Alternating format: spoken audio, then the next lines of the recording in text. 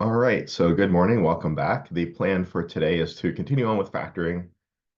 We probably won't get all the way through 7.3 today, but that's okay. We're taking our time with 7.1 through 7.3 because, as I mentioned, probably too many times now, but it doesn't hurt mentioning it again.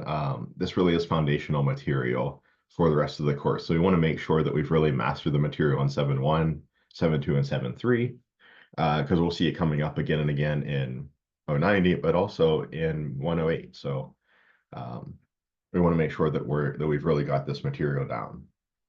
And to that end, it's a good idea to be reading ahead a little bit before each lecture and right after each lecture, doing some practice problems, maybe rewriting notes, maybe working back through the exercises, um, and working on homework. So making sure to kind of stay diligent, keep caught up with this.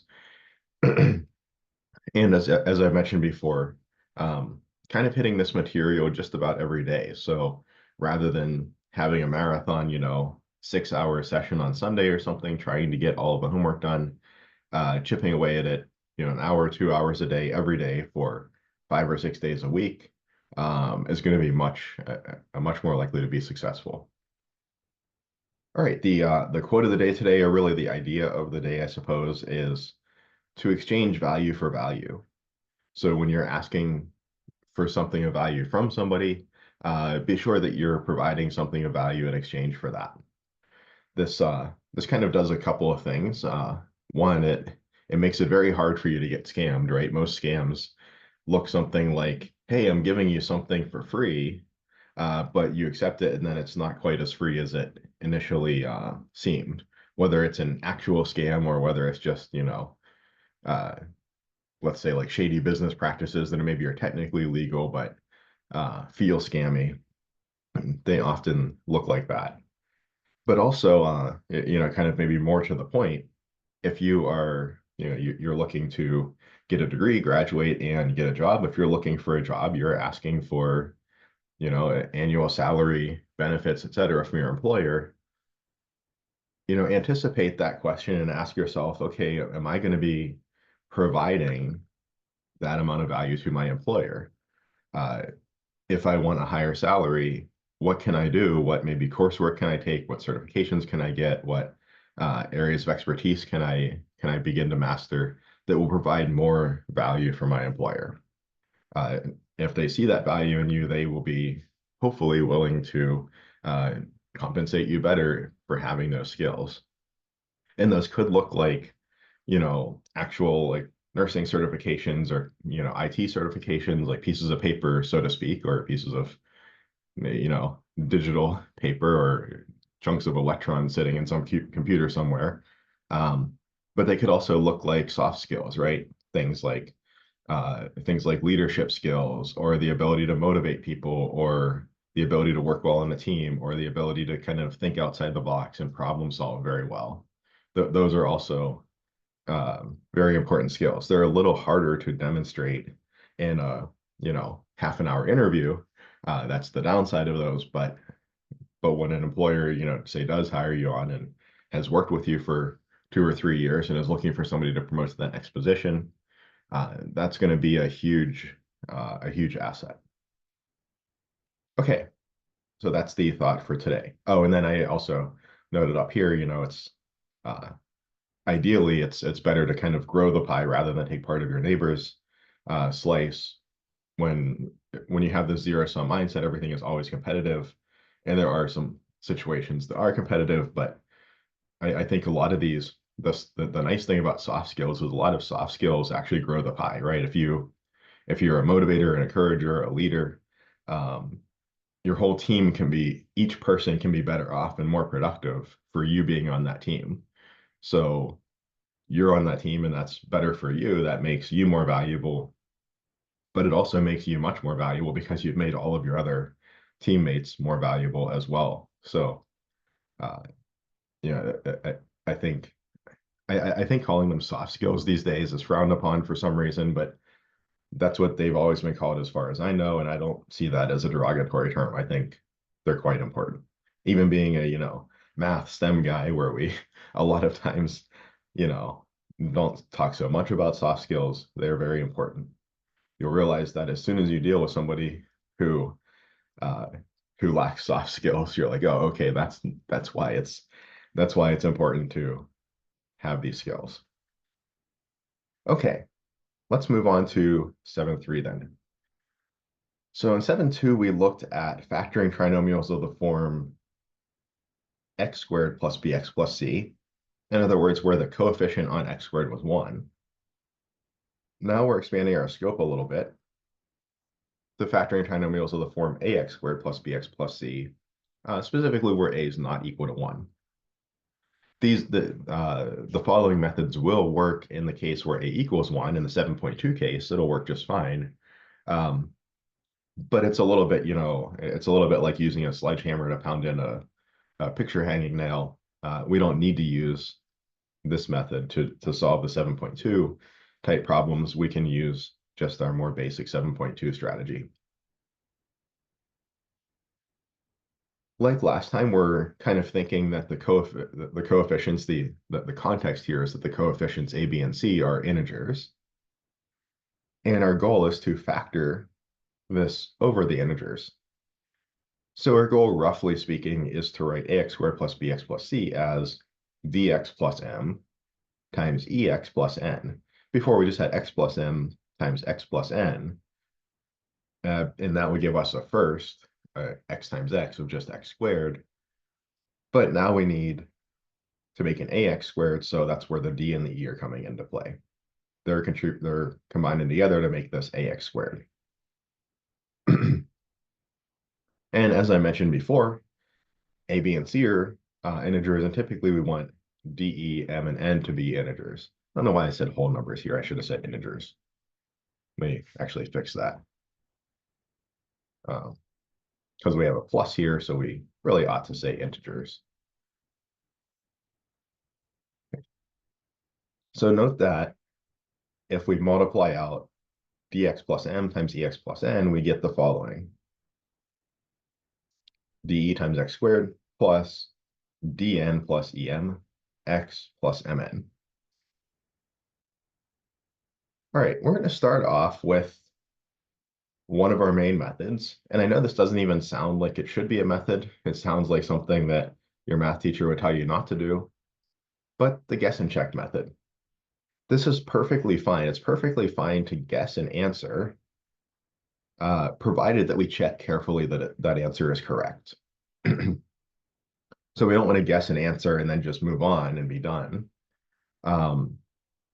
So the and check part here is quite important. There are several instances I can think of in math where this is how we often find solutions. We make a guess and then we check.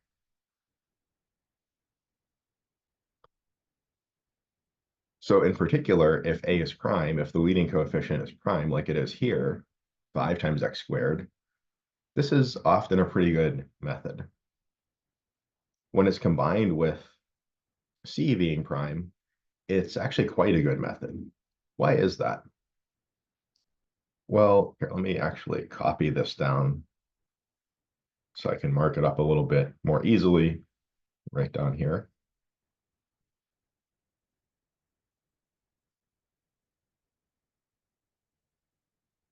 Well, I noticed that, let me pull this down here as well.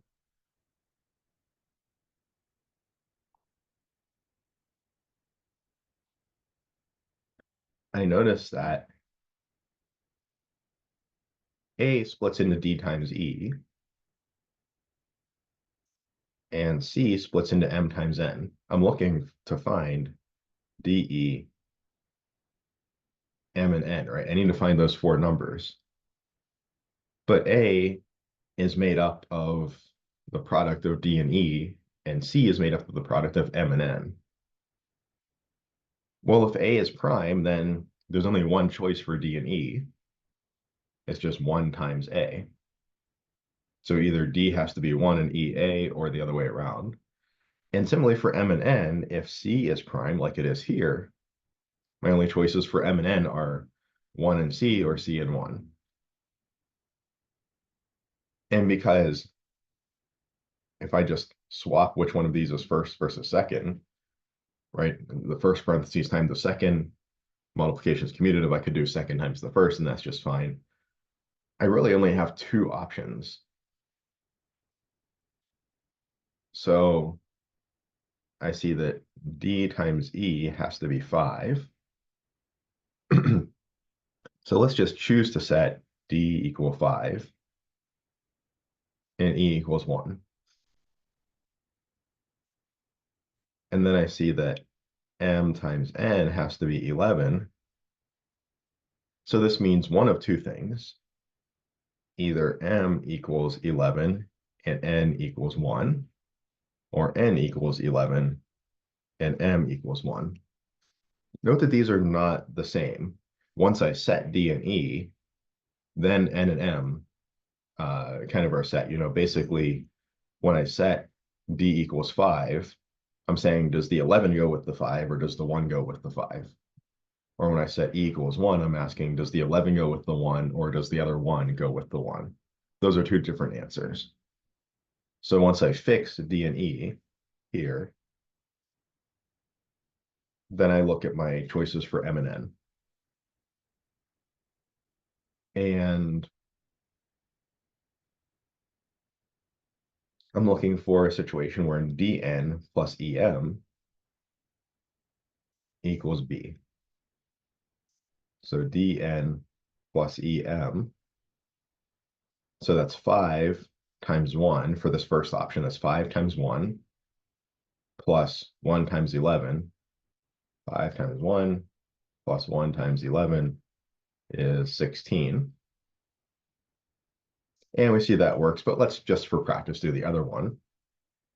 What's the dn plus em for the second option? dn 5 times 11 plus em 1 times 1. That's 55 plus 1 is 56. This is not the right one, but this is. That's 16, matches this 16. Now, I didn't really guess and check here. I kind of cheated a little bit and did this more of an algorithmic way because I wanted to show you what goes on behind the scenes when we're really doing this guess and check method. We're kind of doing this in our head, but we're doing it a little less precisely. Maybe not precisely, that's not the right word, but we're doing it a little less systematically. So I see that this solution has to be this one here coupled with this bit there. So I've got to have 5x plus m plus 11 times 1x, or just x, plus n plus 1.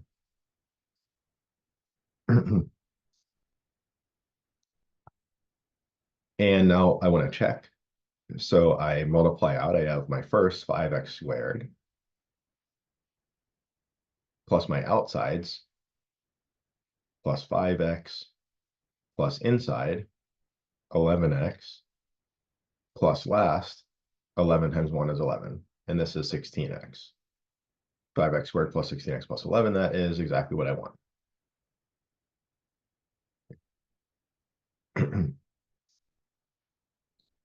Okay, so now let's do one that's a little closer to a true guess and check.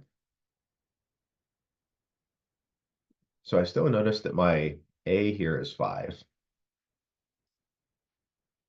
So this has to factor into 5x and x like that. There's no other option for me to factor this over the integers and have my firsts,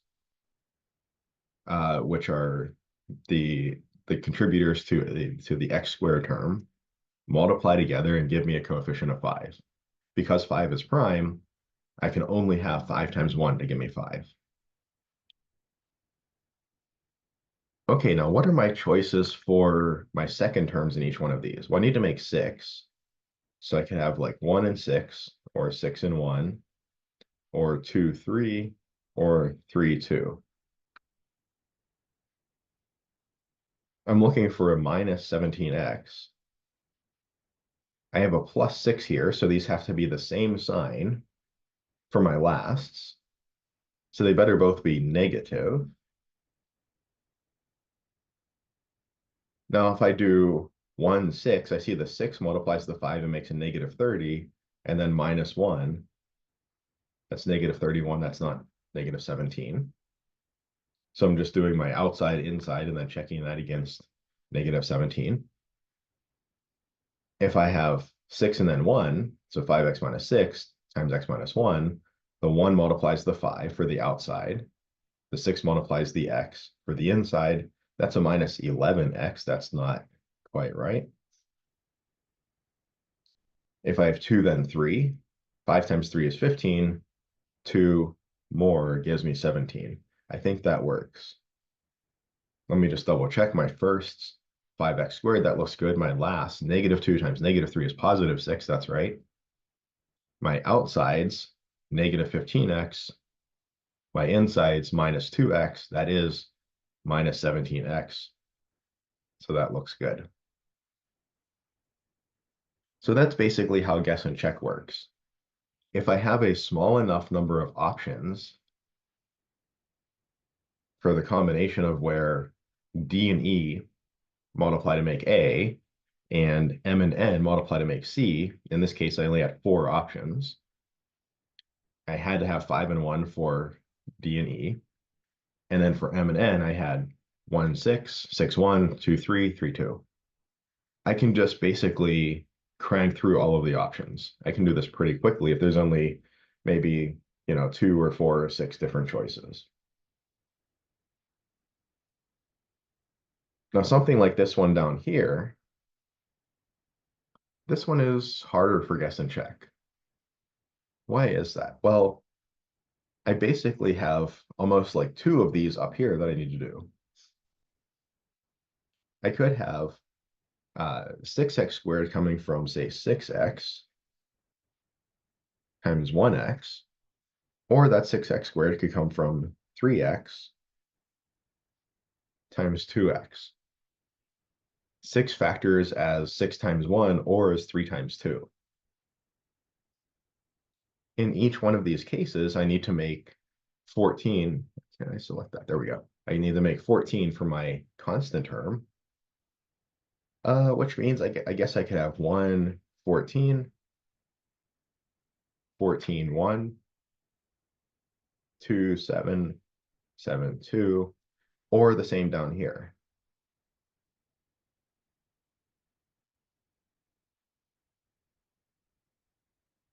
So whenever A can factor in a couple different ways, my number of possibilities gets large very quickly, multiplicatively. So I need to try now 8 different options. I also see that the product of my lasts needs to be negative, which means one's got to be positive, one is negative. But it's not so clear. Remember, whenever we had A equals 1, we just would say, okay, look at the middle term. And if the middle term was negative, the negative's got to win out. So the negative's got to go on the bigger number and vice versa. But it's not so clear here because we have one number multiplying this and another number multiplying this. So now it's not so clear which one the negative ought to go on. I kind of need to try plus and minus options for each of these and for each of these. So all of a sudden we look at this problem and I think to myself, I really don't want to do this with guess and check. I probably could, I could keep, whacking it with a sledgehammer until eventually I chipped off enough of it that I had something manageable and found a solution. For a problem like this, or especially for a problem like this one, where I recognize that A and C are prime, that works very nicely with guess and check. Or even if just A is prime, maybe even if just C is prime and A is not, if one of the two is a prime number, this might work pretty nicely. But if both A and C are composite, even though 6 and 14 really only have two ways of factoring each one of those. It's not like a number like, 48 or something. It has a whole bunch of different ways to factor it. Um, I still really think that this is going to be too much hassle to work through all of the different possibilities here. So I would like to develop a systematic approach that can handle these kinds of problems and not be so tedious for me. Not only, as a side note, not only is a system like this tedious, and then it just takes a bunch of trial and error, a bunch of calculations to work out an answer, but also just humans aren't very good at doing a whole bunch of detailed calculations in a row and not making mistakes. So even if I said, okay, I'm just gonna, I'm just gonna have grit, as they they would say 5 years ago, and I'm just gonna crank my way through all of these, chances are pretty good I'm gonna make an error somewhere. And if I make a little error on the correct solution, I won't recognize it as the correct solution and I'll move on. And I might get to the end and think I've tried all the possibilities and think that this is prime or something, or right. So it's easy to make an error whenever we're doing tons and tons of little calculations like this. Okay, so for something like this, where it doesn't yield very easily to just guess and check, I would like a systematic approach, and that's what the AC grouping method is. And to work our way towards the AC grouping method, we're going to do a really quick warm-up factoring by grouping.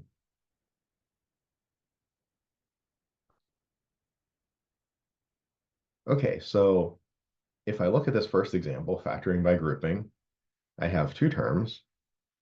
The first is 5x times x minus 1. The second is 3 times x plus, did I say x minus 1? 5x times x plus 1. The second is plus 3 times x plus 1. And I'm looking to find a common factor in each of these two terms and factor it out. And I see right away that the x plus 1 is such a common factor. And I always want to ask myself at the end, is there any other common factor that can factor out of either of these parentheses? No, there's not, so we are done.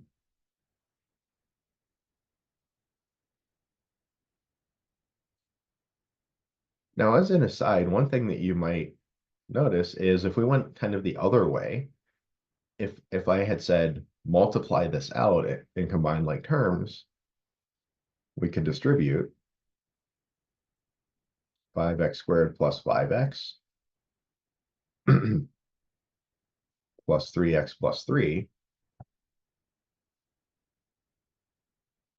And we could even actually combine this 5x and 3x together to make 5x squared plus 8x plus 3.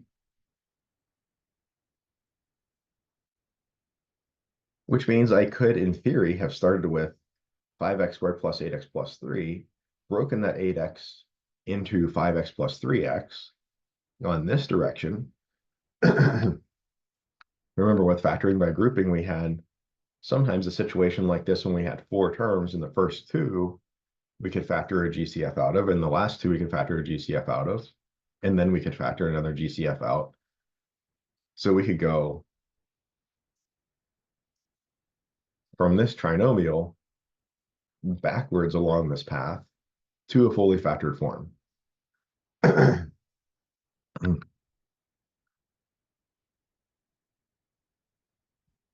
So if I was somehow omniscient and knew that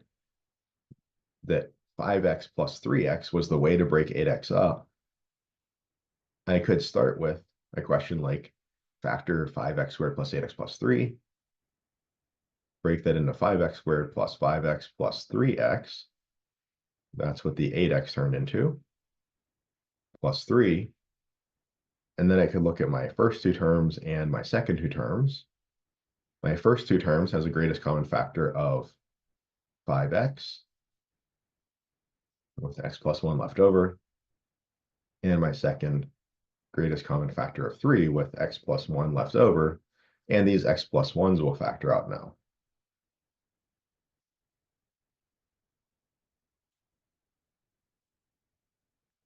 So at this point, you might think, oh, okay, factoring is super easy. I just break my middle term into two components, and then I do this process. But we have to be a little bit careful. What if I did like 5x squared plus 6x plus 2x? That's another way to break 8x up, right? Plus 3. Well, now if I look at my first two terms, I suppose I can factor an x out times 5x plus 6 plus 2x plus 3. I'm stuck here because this 5x plus 6 and this 2x plus 3 are no longer common factors that can come out. There was something special about the way that we chose to break up 8x into 5x plus 3x that made these work out just right to be the same kind of leftover factors so that we could then go the next step. So this 5x plus 3x is actually special.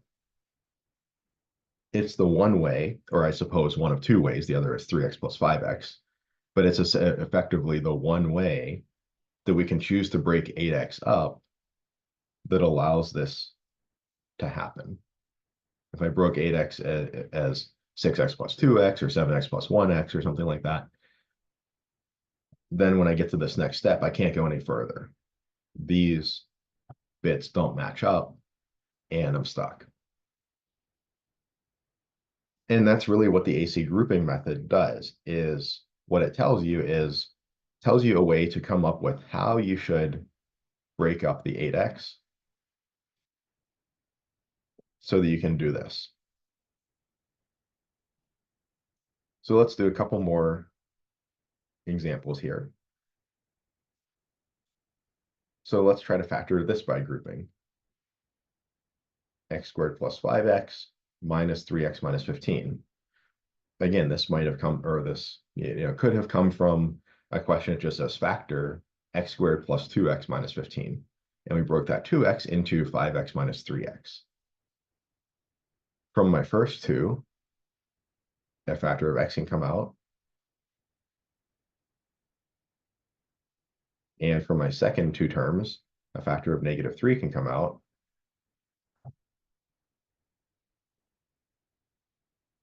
Now I have a common factor of x plus 5.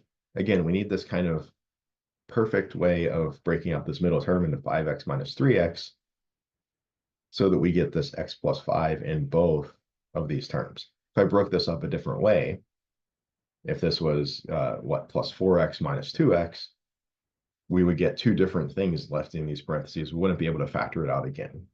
But here we can. The x plus 5 can factor out, leaving an x minus 3. And that's the solution.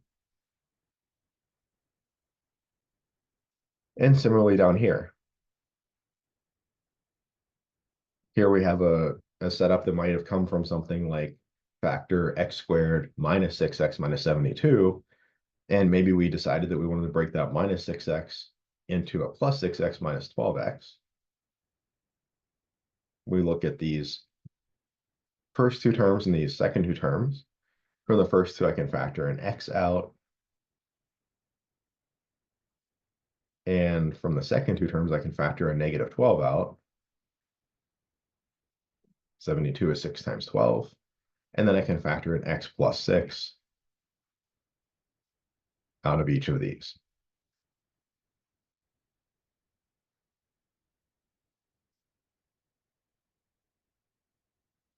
Okay, so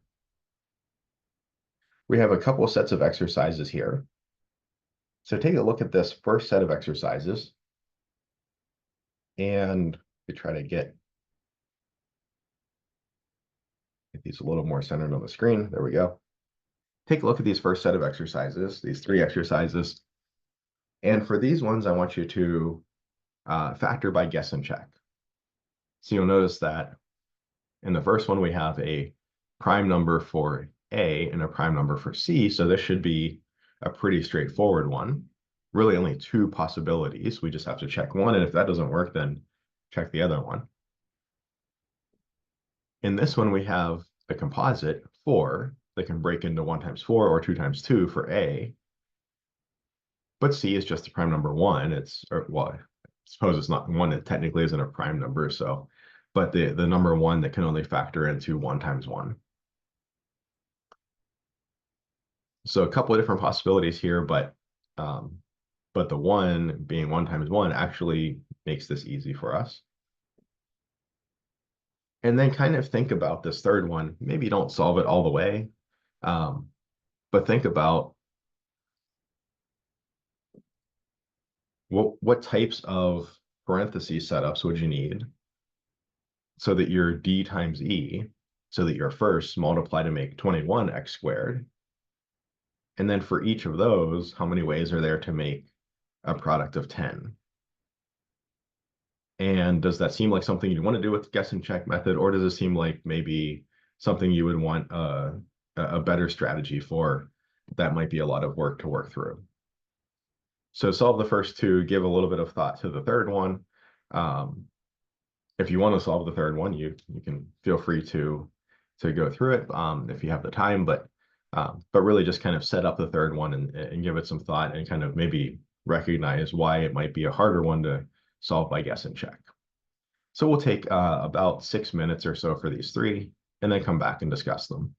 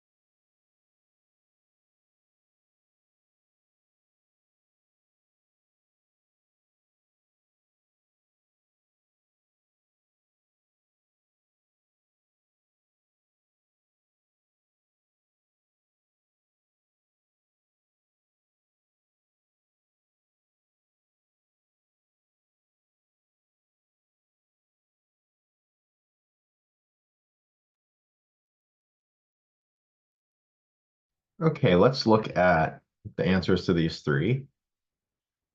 So the first one, we realized that for this 7, that can only factor as 7 times 1. The 7 is prime, so there's no other way to break it down into the product of two integers. So I'll start with just two parentheses, one of which starts with 7x and the other which has x in it.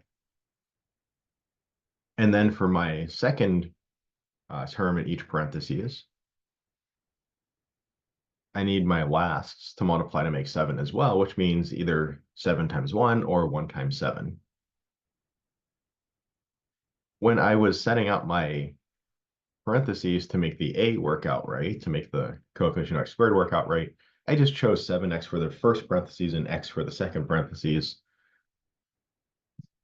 Because if I had chosen the other way around, I could always just flip them back with the commutative property and get something that looks like this. But now that I'm looking to match the lasts, so to speak, the C terms, I do have to try both scenarios, right? 7 and 1 or 1 and 7. Because basically we're asking, do the 7s go together or are they apart? So this is no longer a symmetric kind of thing, right? As the second term being a 7, is that the second term that's in the 7x parentheses or in the x parentheses? So if I try 7x plus 7 times x plus 1, I see my outsides would give me plus 7x, my insides would give me plus 7x. I would get plus 14x. That's not plus 50x, so that can't be the right one. But if I try 7x plus 1 times x plus 7, my outsides give me plus 49x, insides give me plus 1x. That is exactly plus 50x. And I can check, and this is the correct factorization. Now, again, if you had, chosen x for your left-hand parentheses and 7x for your right-hand parentheses, that's fine, so long as you had, say, x plus 7 times 7x plus 1. That would also be a correct answer. Now, if you had 7x plus 7 times x plus 1 or x plus 1 times 7x plus 7, that would be incorrect. But if you wrote it this way, or if you had these two parentheses flip-flopped, that would also be correct. So looking at the second one here, 4x squared minus 5x plus 1. Okay, so to make the 4x squared, I can have two parentheses that either have 4x times x or 2x times 2x. That makes the firsts work out correctly, two different scenarios. For my lasts to work out, I need two numbers that multiply to positive on two integers. That can only be the numbers 1 and 1 or -1, -1. And in this case, I noticed that my negative 5x has a negative sign, so my cross term's got to be negative. We have to be looking at -1 and -1. So my choices are 4x minus 1 times x minus 1 or 2x minus 1 times 2x minus 1. And then just multiplying those out, I see that 4x minus 1 times x minus 1 is the one that works. So this is kind of our guess and check method, just enumerating all the possibilities. And when we don't have that many possibilities, this is pretty fast, pretty efficient, not very error prone. We do want to make sure that we're really good at multiplying out binomials, at doing this kind of FOIL method. So we want to make sure that we're good at doing that. Get a lot of practice doing that in this section. And then for the third one, like I said, just to get this started, well, 21x squared, 21 could break down in two fundamentally different ways. 1 times 21 or 3 times 7. So my first could either be like 21x times x, or it could be 7x times 3x. And it's not the end of the world. I mean, I had two different scenarios up here and things worked out okay. But then in each of these scenarios, the 10 can also break down in quite a few different ways. 1 times 10 or 10 times 1, and these are different answers because Now we're asking, does the 1 go with the 21 or does the 10 go with the 21? So we no longer have that nice symmetry where we can combine these under just one scenario. Now we have two distinct scenarios, 110 versus 10-1, and then also 2 and 5, 2-5 versus 5-2. And we have those four choices for each of these two different choices for our firsts. So now we have 8 things to check. We also see that with our middle term being negative, the product is a positive. So these have got to be like -1 times -10 or -10 times -1 and so on. I don't really know if I want to do 8 multiplications to try to solve this one. For this one, I would probably go with the AC grouping method because neither one of these numbers, 21 or 10, really break down too nicely. Neither one is really a prime. Okay, so now let's look at a couple exercises for factoring by grouping. So for the first two, factor these by grouping. And then I also threw in a bit of a challenge problem. Factor this problem by grouping. 5x cubed plus 3x squared minus 5x minus 3. So again, take about maybe 5 minutes or so for these. These grouping problems go a little bit quicker. So take about 5 minutes for these 3 problems, and we'll come back and discuss the answers.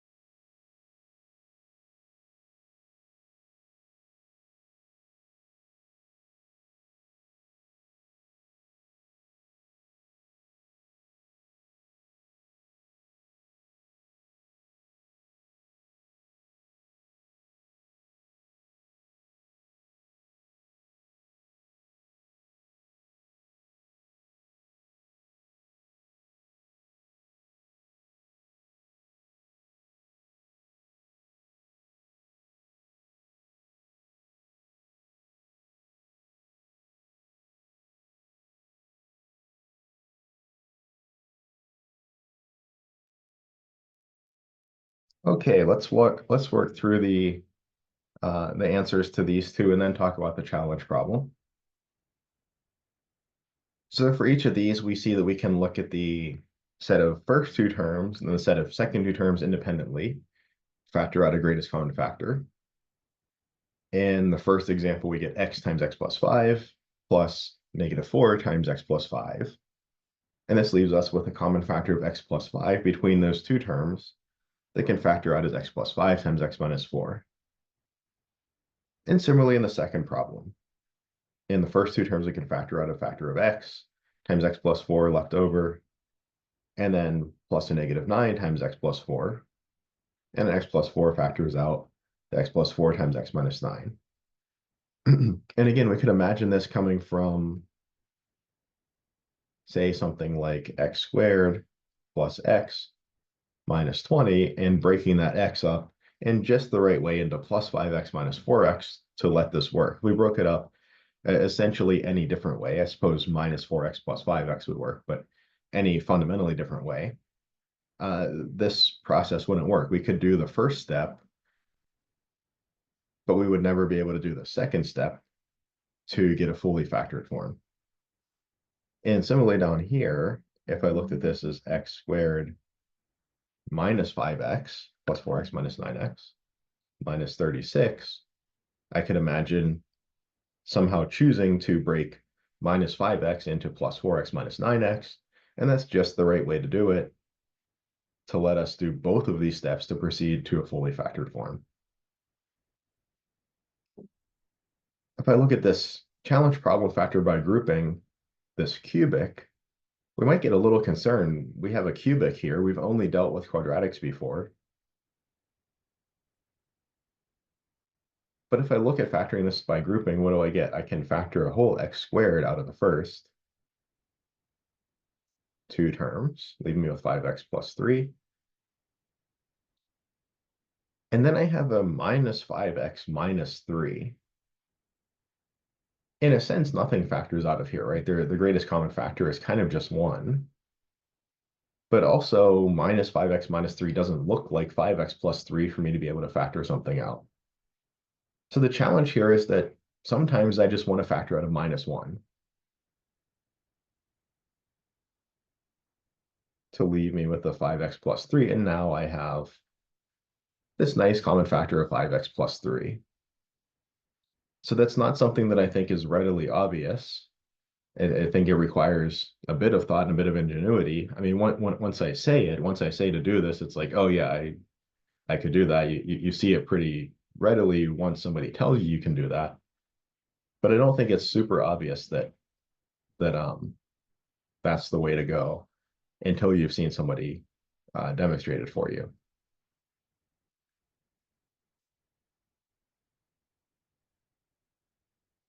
So we get 5x plus 3 times x squared minus 1. And we do always want to ask ourselves the question, is there anything more that I can do? Can I factor anything else? And it actually turns out that this x squared minus 1 factors again. This is why it was a challenge problem. It's not only that minus 1 bit, factoring the minus 1 out, but now what is x squared minus 1? Well, this is like x squared plus 0x minus 1.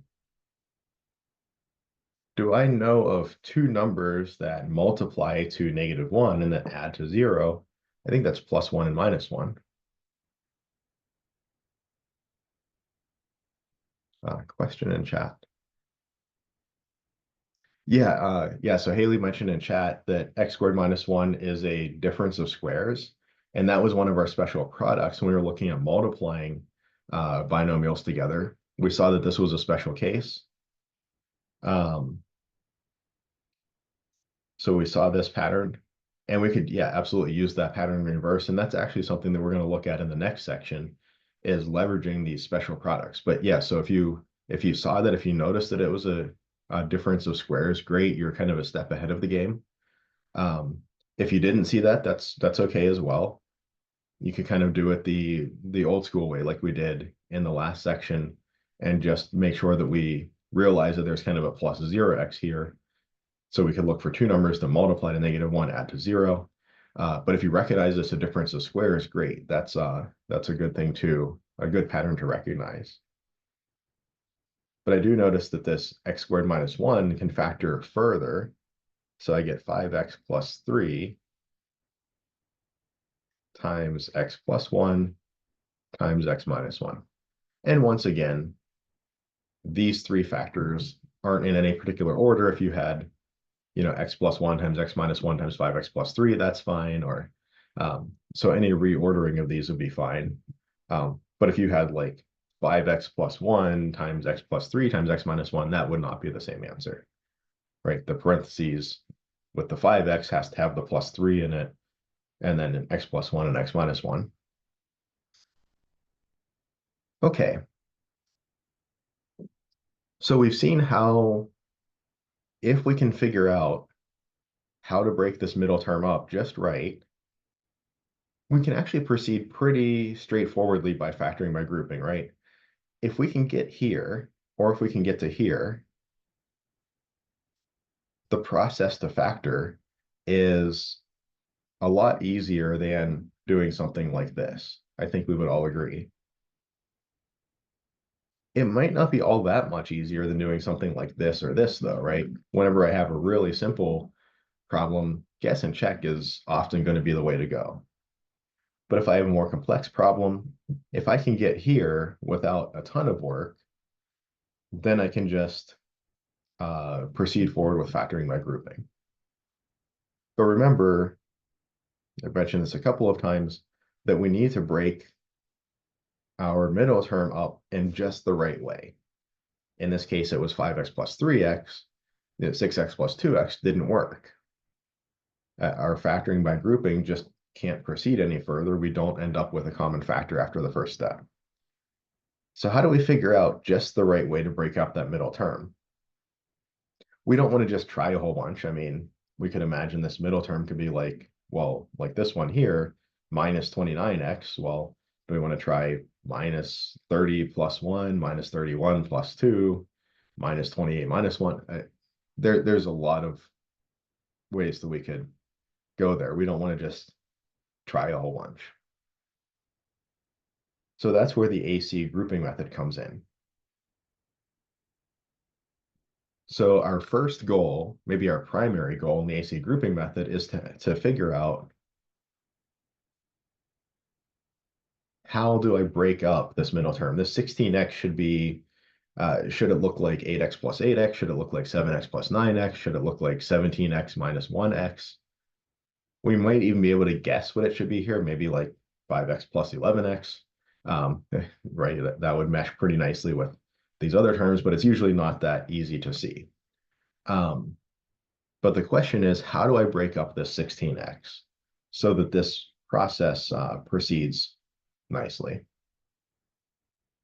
That's the first goal, really the primary goal of the AC grouping method, is breaking up this middle term into the sum of two terms so that this grouping, factoring by grouping can work. How do we do this? Well, we have A is 5 and C is 11. And this is called the AC grouping method because it uses A and C as the basis of this method to figure out how to break up the B term, the middle term. So what is my goal of the AC grouping method? My goal is to find letters M and N. These are going to be a different M and N than the ones way back up here. Where was it? So it's a different M and N than these ones. We just like to use M and N for lots of things, apparently. So my goal is to find two numbers, M and N, such that the following is true. Such that I know that something about their product is true, and I know that something about their sum is true.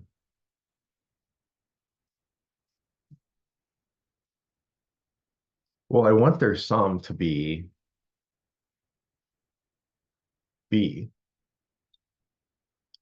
So M and N are what I'm going to break the middle term into. If I come up with M equals 5 and N equals 11, then I'm going to break that 16x into 5x plus 11x. M and n are telling me what I break that middle term into. M times n, this actually looks suspiciously similar to what we just did in section 2. If a was 1, I would have done m times n equals c, and then just basically got my answer from m and n. Here I don't have it quite so easy, but m times n has to equal a times c.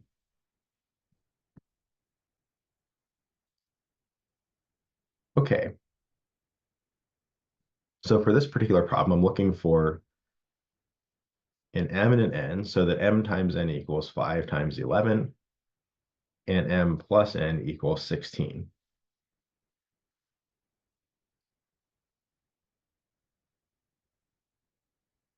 So let me come over here, and I'll list out some possible m's and n's. M could be 1, so I can always think of, any factorization as having like a hidden factor of 1 there. So if m is 1, then n would have to be everything else. 5 times 11, 55. The next biggest that m could be is 5, right? M could be just the factor of 5. And then n would have to be 11 times 1, or just 11.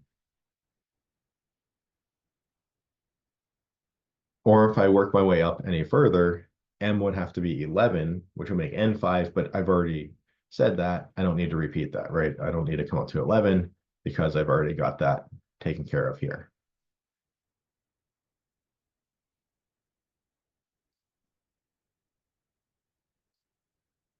And then what is m plus n in each of these?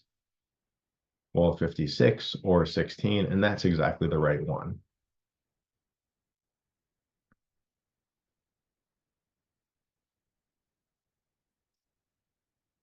So m equals 5, n equals 11. M plus n is 16, and that tells me how I want to break up my middle term.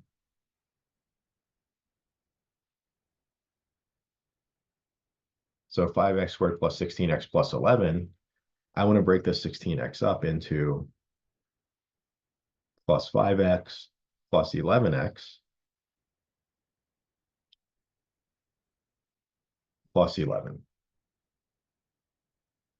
Be careful, because in section 2, we did a very similar feeling process, and then we just wrote the answer from there.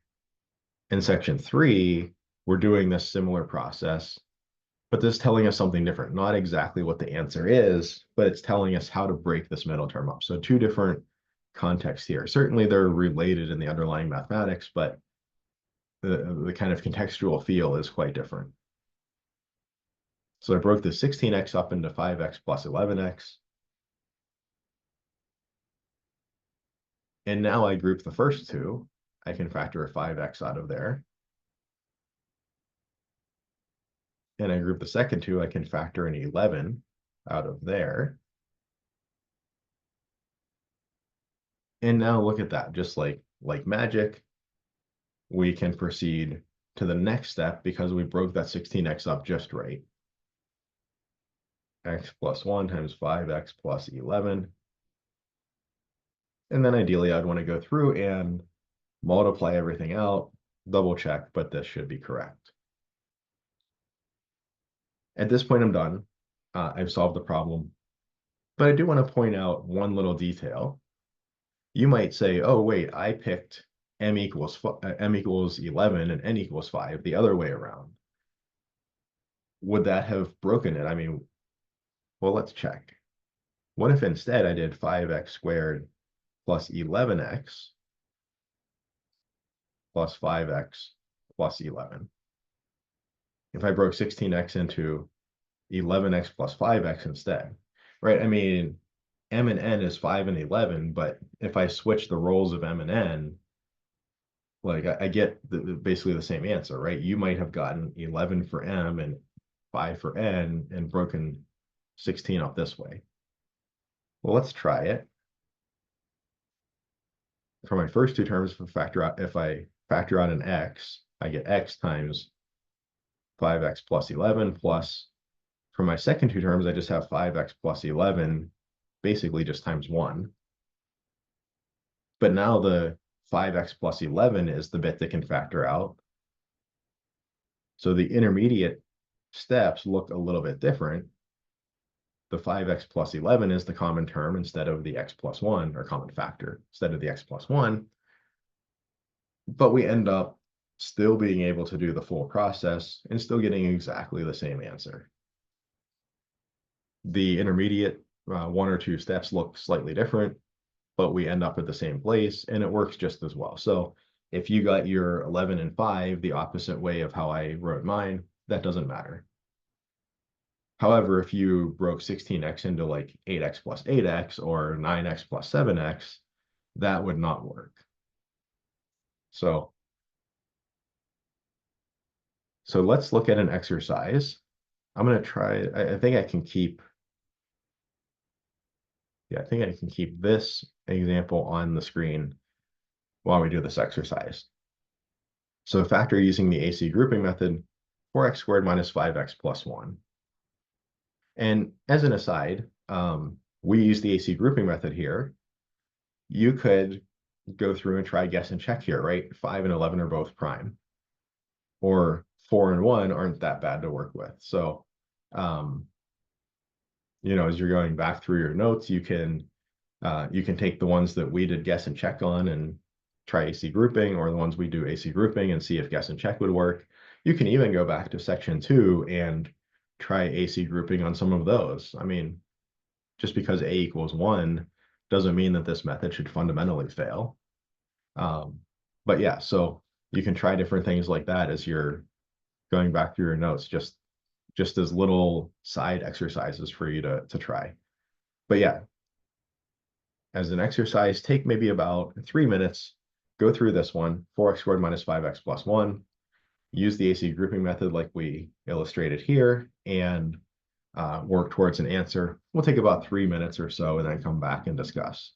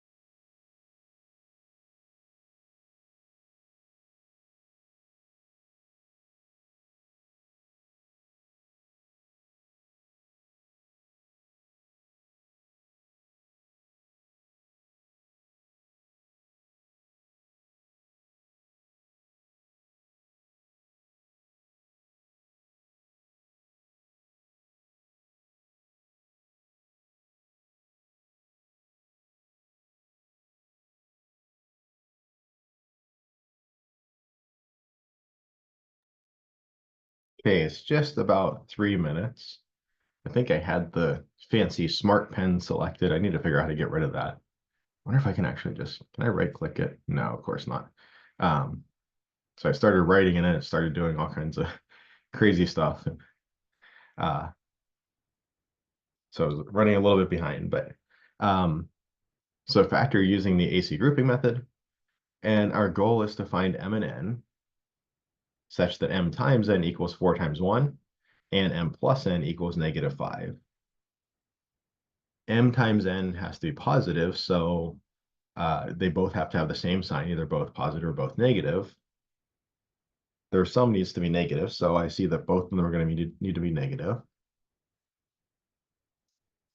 And m times n has to be 4, so that tells me that either m equals 1 and n equals 4, or m equals 2 and n equals 2, and then both with negative signs. And then I check m plus n to see which of these options gives me m plus n is -5. And I see -1 and -4 do the trick. So I can break -5x, that middle term, into -4x minus x.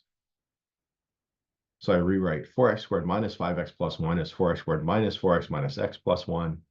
Or like I said, if you did it the other way, if you did 4x squared minus x minus 4x plus 1, that's fine as well.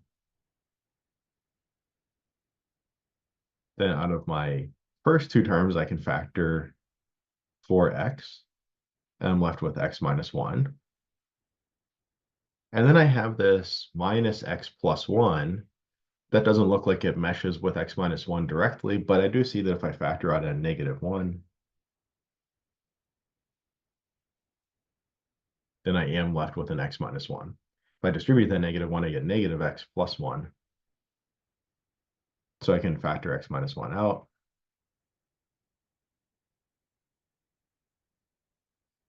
And you get x minus 1 times 4x minus 1. And that's my final answer.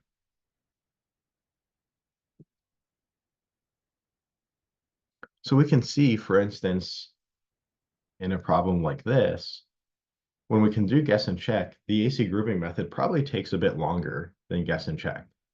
We kind of have to go through all the steps. But in a more complicated problem, the AC grouping method is probably a lot quicker than guess and check.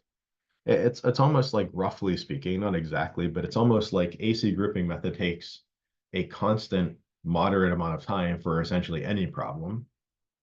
And guess and check can either be really quick or really long or somewhere in between. But if we recognize that guess and check will be quick, we should do guess and check. Anything else, we might as well do AC grouping method. We're at least not going to end up worse off. That's kind of my thought process. I mean, AC grouping, does take a little bit longer on less easy problems because writing out all these factors is a little more cumbersome, but AC grouping, I think, is closer to something like constant time. It just takes a moderate amount of time for essentially any problem. So a problem like this, we could probably do quicker with guess and check. But a problem like this might be nicely suited to AC grouping. Also, we haven't run into this yet, this section, but we know that prime polynomials exist, polynomials that don't factor nicely into the integers. We suspect that is true in section 3 because it was true in section 2. If I do guess and check, if I just kind of actually guess and check and don't enumerate everything, then just because I didn't find a solution doesn't mean one doesn't exist. Or if I enumerate everything and check carefully, if I just made a silly arithmetic error, did I miss something, right? It's a little hard to check my work with guess and check. Check that I guessed and checked correctly is a little bit challenging. Okay, so let's just drill some more examples. Factor 8x squared plus 25x plus 3. Again, our goal is to figure out how to break up 25x in just the right way so that I can proceed with factoring by grouping and everything will work out nicely. I'm looking for two numbers, m and n, such that m times n is 8 times 3, and m plus n is 25. The product has to be positive, so they have to have the same sign, and their sum has to be positive, so they've both got to be positive.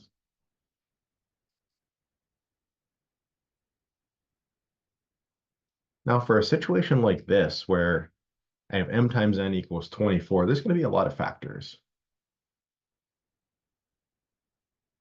Something I can do to help myself out a little bit here is to write out a prime factorization.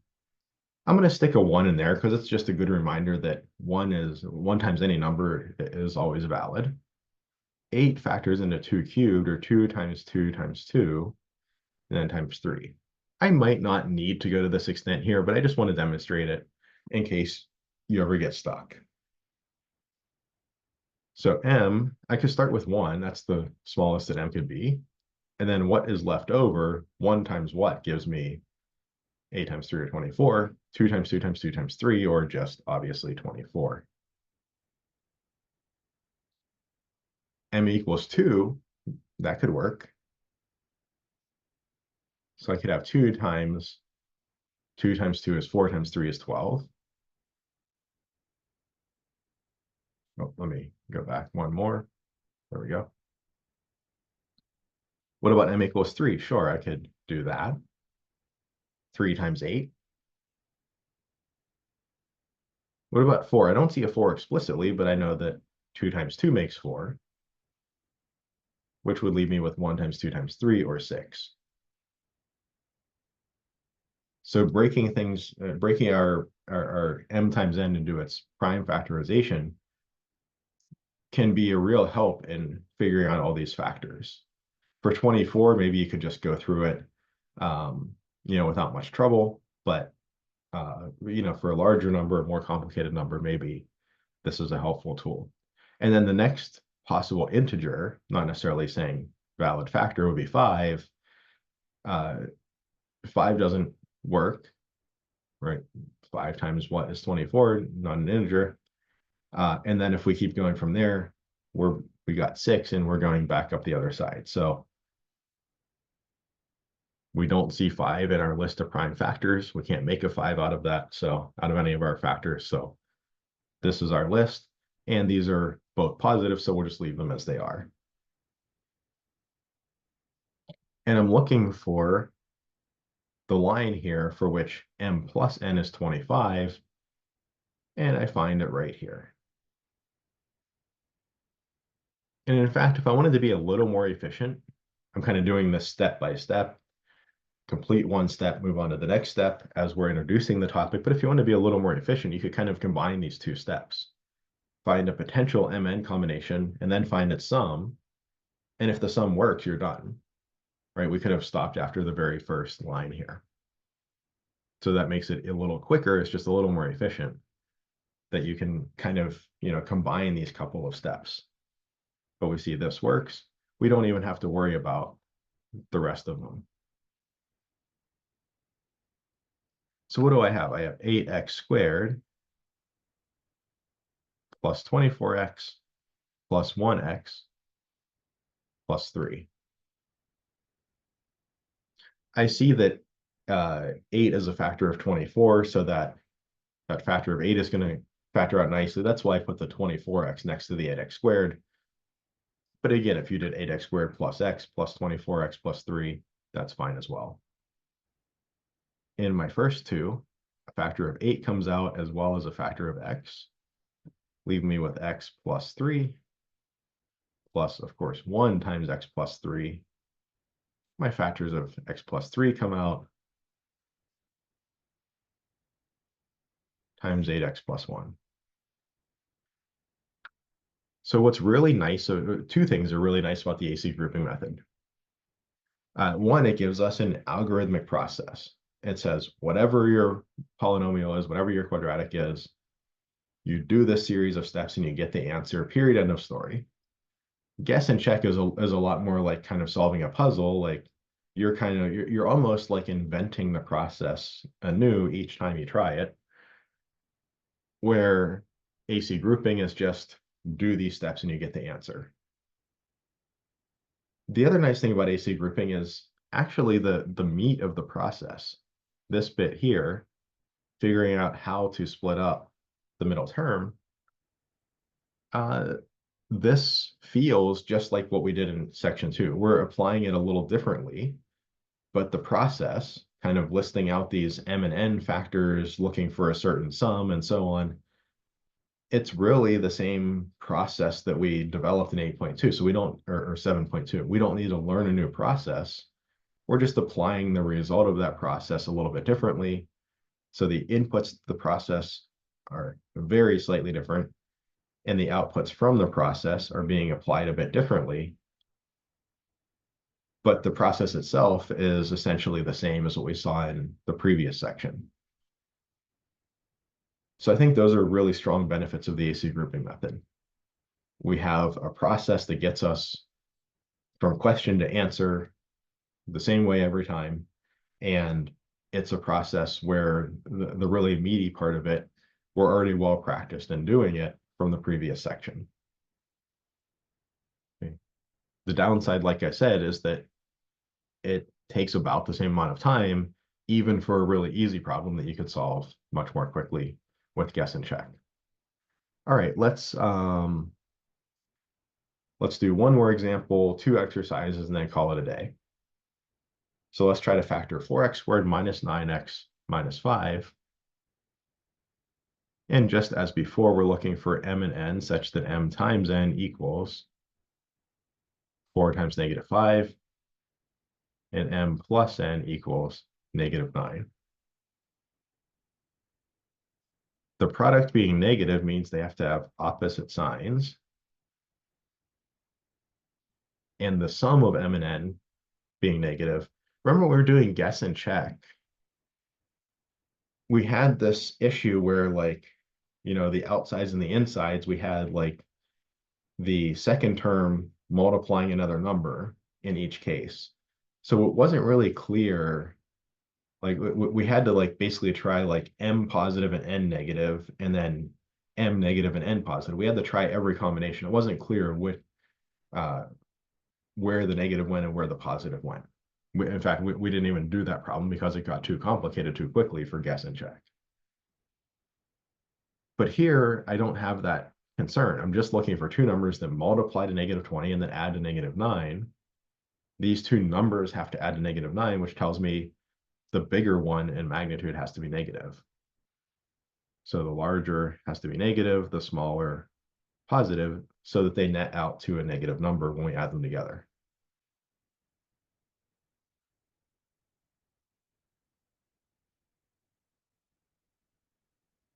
So let's say absolute value of m times n is 1 times 4 times 5, or that's 2 times 2 times 5. I could have 1 times 20, just getting the number right now. We'll deal with the sign in a second. 2 times what's left over, 10.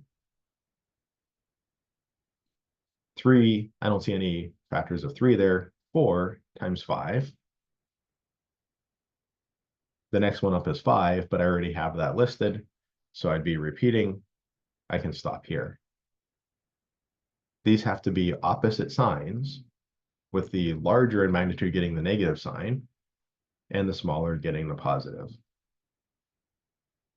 And I'm looking for m plus n to be negative 9. Negative 20 plus 1 is negative 19. Negative 10 plus 2 is negative 8. Negative 5 plus 4, be careful, negative 5 plus 4 is negative 1. I actually don't see negative 9 in this list. If I double check everything, it looks like everything is right, but I don't see negative 9. What does that mean? That actually means this is prime. I can't factor this into ax plus b times cx plus d, where a, b, c, and d are integers. And this doesn't factor over the integers. And essentially the proof of that is what I've written here, is that if I try to apply the AC grouping method, if I try to find a way to break this middle term up so that I can factor and then factor again and get a nice factorization, no such I don't know, breakup of the middle term, probably a better word for that, but no such breakup of the middle term can be found. So this is essentially a proof, none of these equal -9. It's essentially a proof that this is a prime quadratic. Okay, let's look at these two exercises then. Now these are going to have factors m times n that are going to get pretty big. We might want to use this prime factorization approach to help us find all of the factors, all of the ways to split up that product into m times n. So we'll take this and we'll take about, I think 7 minutes should be enough. So we'll take about 7 minutes. It'll be a bit of a tight squeeze, but 7 minutes, and then we'll come back and discuss the answers in the last few minutes of class.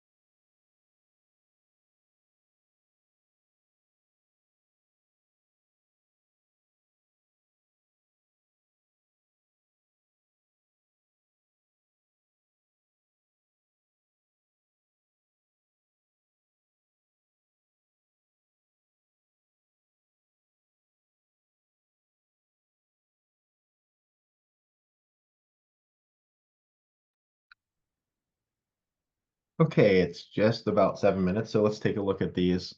Um, there was a question I just saw in chat, and the question is, would the slide and divide method work? I'm not familiar with the slide and divide method, but I will look it up and get back to you. Let me just write it down here so that I don't forget what it's called. There we go. I'll look it up and get back to you. I haven't heard it called that before, or I haven't heard of a method called that before. So I'll take a look at it and yeah, I'll have an answer for you next time. And if I forget to mention it next time, like at the beginning of class, just remind me and I'm happy to address that.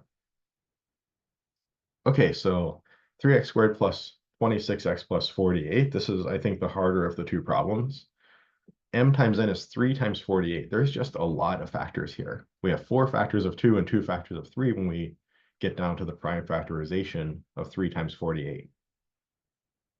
So listing our m's and n's, we have 1 times everything else, which is 144. Or 2, if we pluck off one of these 2's, that leaves me with 3 factors of 2, 2 factors of 3, that multiplies to 72. 3 times 48, or I can make using 2 of the 2's, leaving me with 2 2's and 2 3's multiplied together to make 4 times 36. 5, I see 5 as prime and doesn't show up in my prime factorization, so no luck for 5. For 6, we have a 2 times 3 makes 6, and that leaves 3 factors of 2 and a factor of 3. 2 cubed times 3 is 24. 7 prime doesn't show up in our list of prime factorization, so no 7's.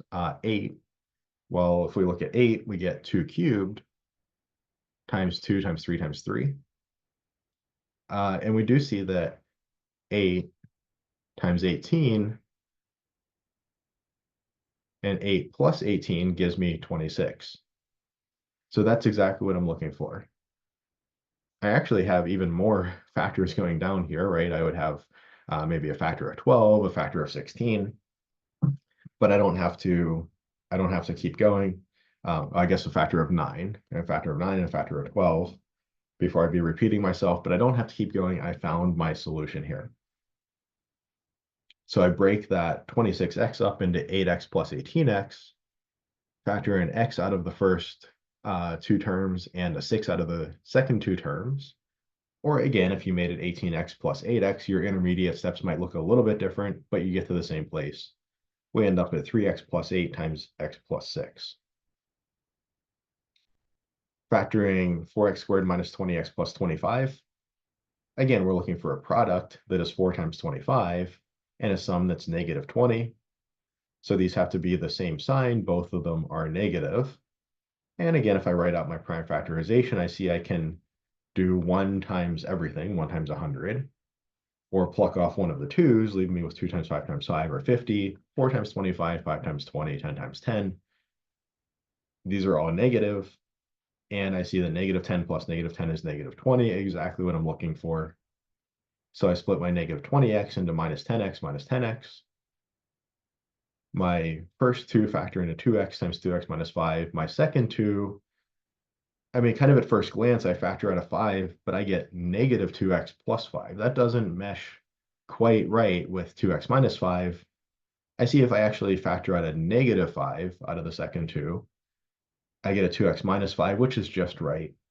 And then I can factor a 2x minus 5 times 2x, 2x minus 5 times 2x minus 5 again, or that is 2x minus 5 all squared. So that's the answer for this one.